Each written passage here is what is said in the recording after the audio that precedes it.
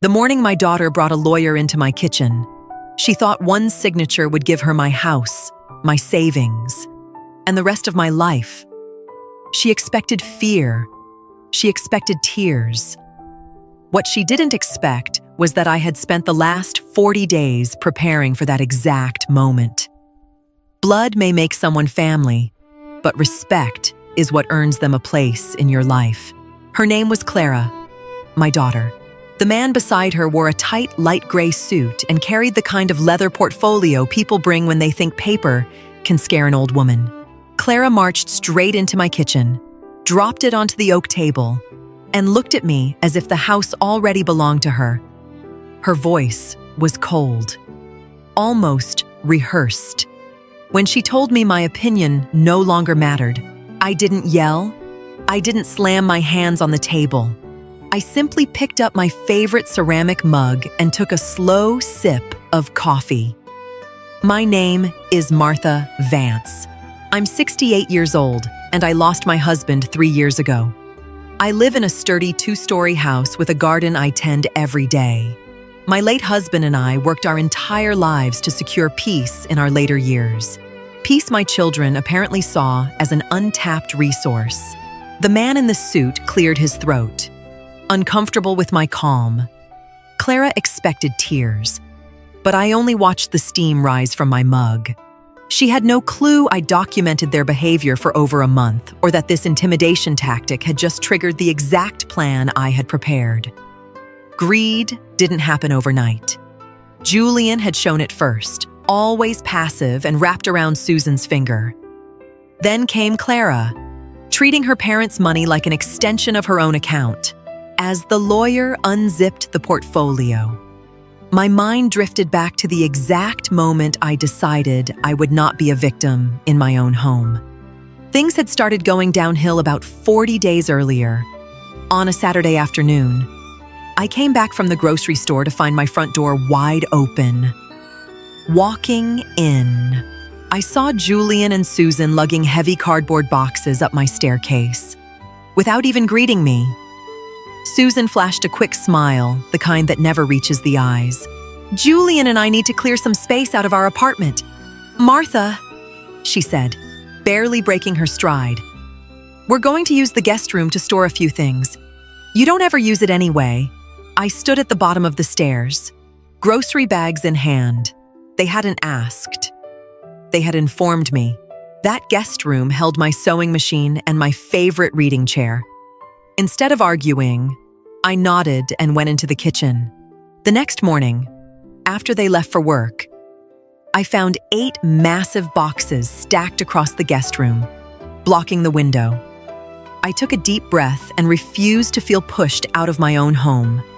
I grabbed a hand truck, moved the 8 boxes to the backyard under the metal awning, covered them with a waterproof tarp, then cleaned the guest room and returned to my sewing machine. When Julian showed up that evening looking for some paperwork in those boxes, he found an empty room. He came running downstairs, panicked.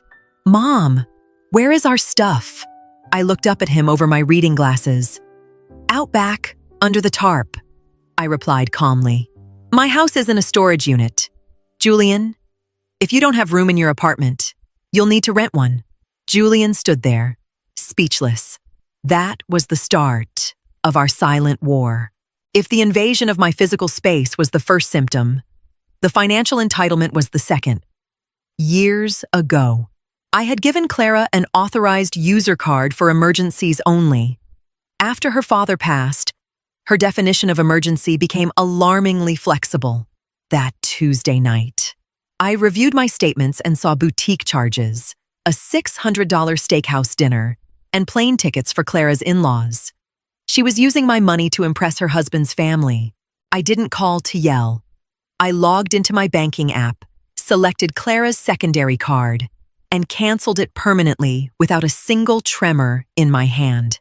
The next afternoon, Clara called, frantic. "Mom, I'm at the register at Nordstrom and my card isn't going through. It keeps saying error. Did you forget to pay the bill?" Her tone was a demand, not a question. "The bill is fully paid, Clara," I answered. casually watering my bougainvillea with the hose. But the card is canceled. I saw the plane tickets for your in-laws.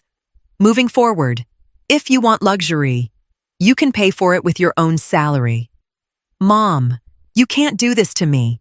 I'm standing right in front of the cashier. She shrieked. Of course I can. Use cash, I said, and simply hung up. The easy money faucet had been turned off, and I knew this would only make them scramble to plan a bigger attack. Every Sunday, Julian, Susan, and Clara came over for dinner, for years. I cooked all morning. Lately, they arrived, stared at their phones, ate, let Susan criticize the food, and left me with the dishes. The Sunday after the credit card incident, I changed the rules. I slept in, read the paper, made myself a simple salad, ate in peace, and left the sink spotless.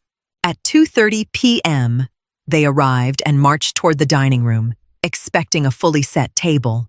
Instead, they found bare, clean wood. Where's dinner? Martha, Susan asked, crossing her arms and knitting her brows. I already ate, I replied from my armchair in the living room, never looking up from my book. What do you mean you already ate? Julian interjected, completely bewildered. What are we supposed to eat? I don't know, I said casually, turning a page. You can order DoorDash, or you can go buy groceries and cook something. I just ask that you wash whatever you use before you leave. Clara scoffed loudly. We always eat here on Sundays. Mom, it's your job to keep this family together. I looked her dead in the eye. My job was to raise you. You are adults in your 30s. I am retired, and I am nobody's maid. They stormed out and slammed the front door that afternoon, but the boundary had been etched in stone. The tension escalated quickly. With no credit card, no free storage, and no Sunday catering, Clara and Julian decided the problem was not their behavior. It was me. On Thursday night, they showed up at my house unannounced. This time, their attitude had shifted. The loud demands were replaced by a sickening, fake concern that made my stomach turn. They sat across from me in the living room, and Clara took the lead, using a condescending tone usually reserved for toddlers. Mom, Julian and I have been talking, she began, looking at me with rehearsed pity. We've noticed you've been acting really different lately. You're distant.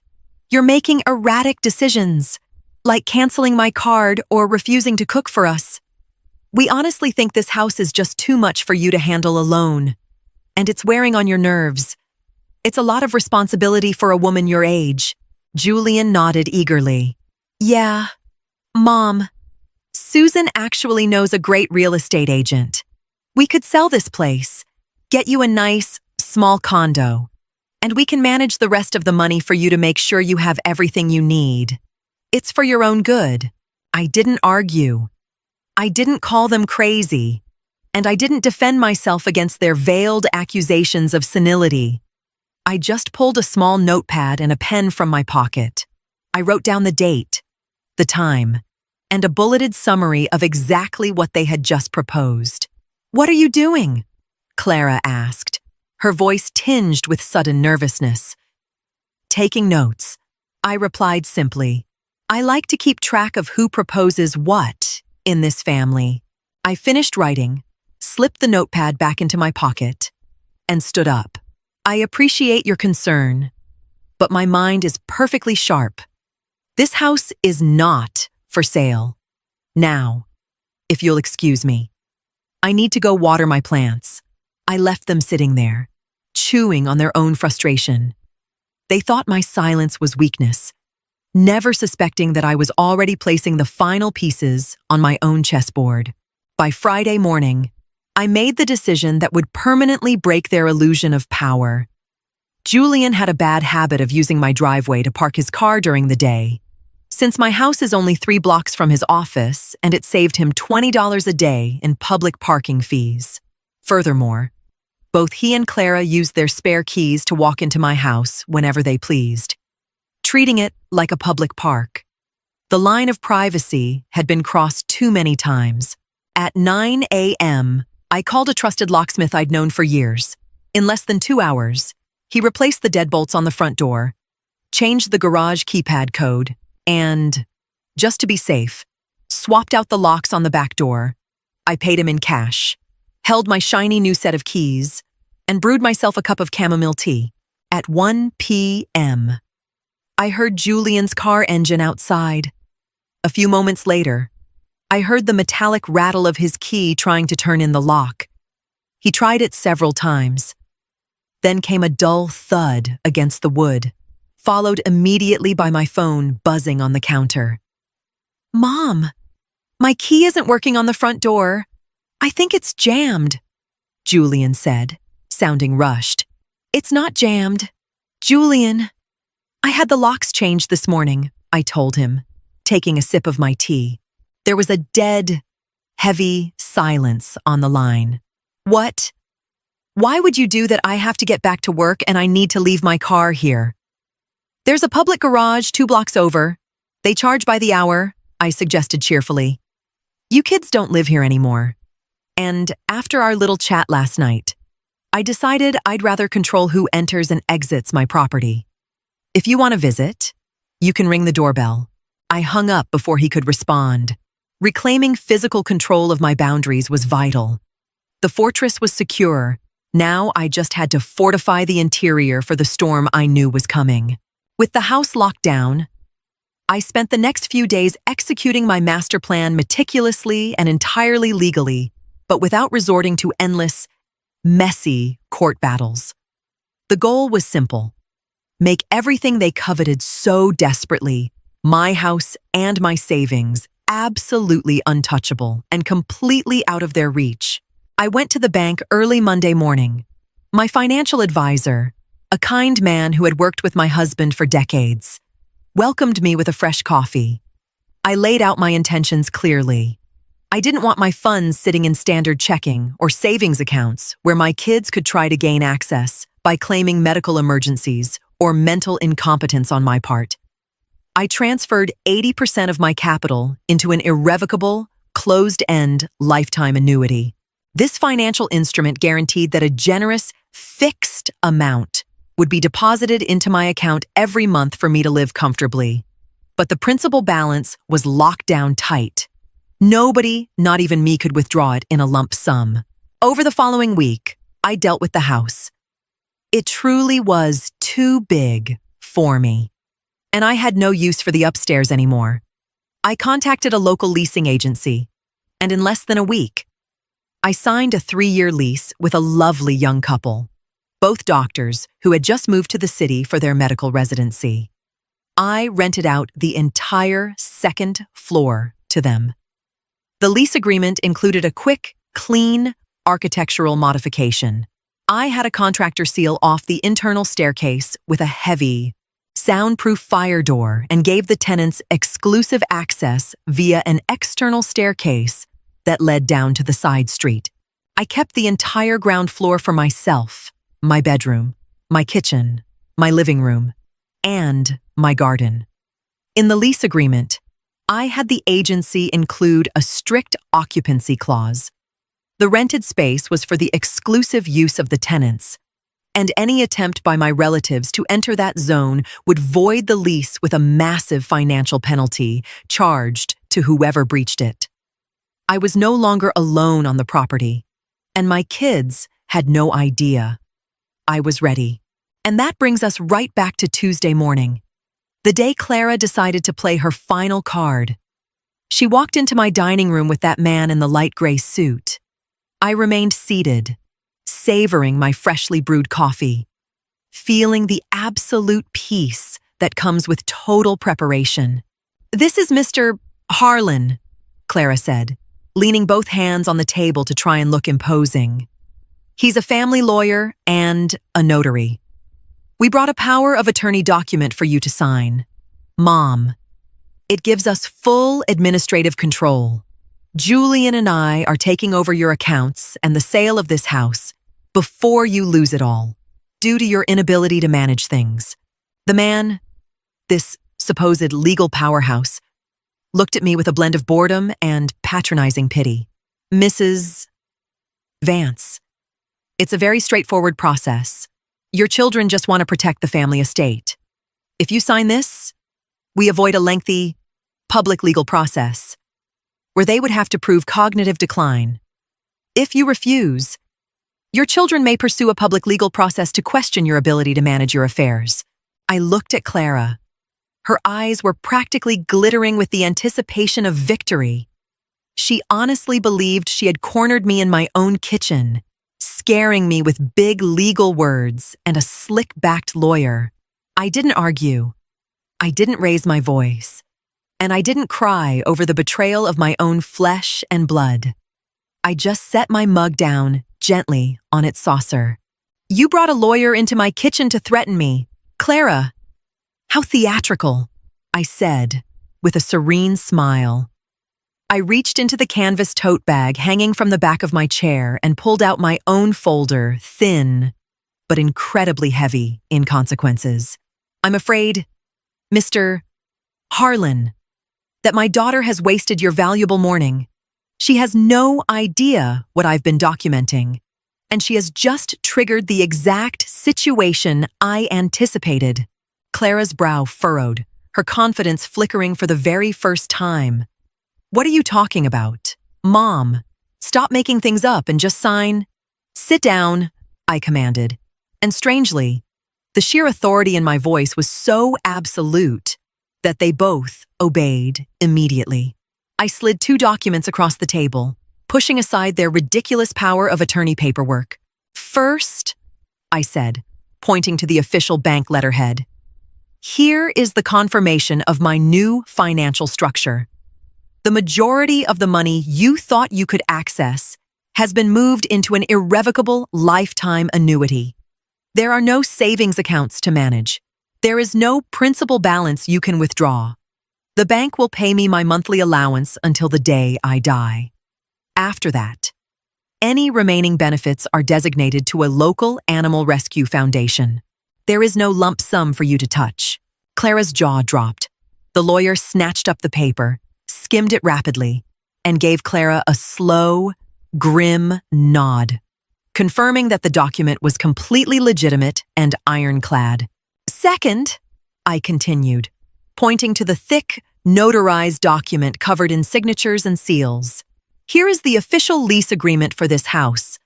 I have legally rented out the entire top floor and its additions for the next 3 years to third-party tenants. I only occupy the ground floor. The property is already legally and commercially committed. I looked directly at my daughter, whose eyes were now flooded with pure panic. The lease has a very specific clause. As the owner, I have signed away my right of immediate occupancy for that portion of the house. You cannot sell this house. You cannot divide it. And if you try to step foot on this property to harass my tenants, the police will arrest you for trespassing at their request. Not mine. Mr. Harlan stood up abruptly, snapped his briefcase shut, and glared at Clara with undisguised irritation. You told me the property was unencumbered and that your mother's money was sitting in a liquid checking account. There is absolutely nothing to manage here. Clara, this power of attorney is completely useless. Clara remained frozen in her chair, shaking with rage and frustration. It's our inheritance. It's what Dad left for us, she screamed, completely losing her composure. Your father left it to me, I corrected her, lifting my coffee mug. The coffee was lukewarm by now, but it tasted like absolute heaven. Because he knew I would protect it. And I just did. The man in the gray suit left without saying goodbye, muttering something under his breath about wasted time. Clara stayed for a few more minutes, desperately trying to find a new angle to attack me. Some kind of crack in my practical armor. But there was none. There were no lawsuits to file, no lawyers to fight in court for years on end. There were only cold, hard, finished facts. The money was safe. The house was rented, and the locks were changed. You're going to end up entirely alone. Mom, Clara hissed, venom dripping from her words as she finally stood up. Julian and I are never setting foot in this house again. Make sure the gate clicks behind you when you leave, I replied, never looking up. I listened to the sharp click of her heels against the tile floor, the heavy slam of the front door, and a few moments later, the screech of her tires as she sped out of the driveway. The months that followed were the most peaceful I had experienced in years. Clara and Julian kept their promise and didn't visit. And honestly, it was a massive relief. There were no dramatic reconciliations, no fake apologies. If they ever wanted to come back into my life, they would have to do it on my terms and respect my boundaries. But I wasn't going to lose a single night of sleep waiting around for that to happen. My tenants turned out to be incredibly polite, quiet young people. Sometimes we'd cross paths in the garden and exchange small talk. They'd bring me fresh pastries from the bakery down the street, and I'd give them lemons from my backyard tree. With my monthly annuity and the rental income from the upstairs unit, I had more than enough money to live comfortably, do a little traveling, and finally fix the awning over the back patio. One Sunday morning, I brewed a fresh cup of coffee and walked out back. I sat under the shade of the awning, watching my bougainvillea bloom in a vibrant, fiery crimson. I took a deep, clear breath. I had protected my peace and my dignity not with screaming matches, not with messy courtrooms, but with quiet, decisive actions and unbreakable boundaries. The sun felt warm on my face, and for the first time in a very long time, I felt like this house was completely and utterly mine. Thank you for taking the time to listen to today's story. I truly appreciate your comments, feedback, and thoughts. Don't forget to like, share, and subscribe to support the channel. See you again in the next stories.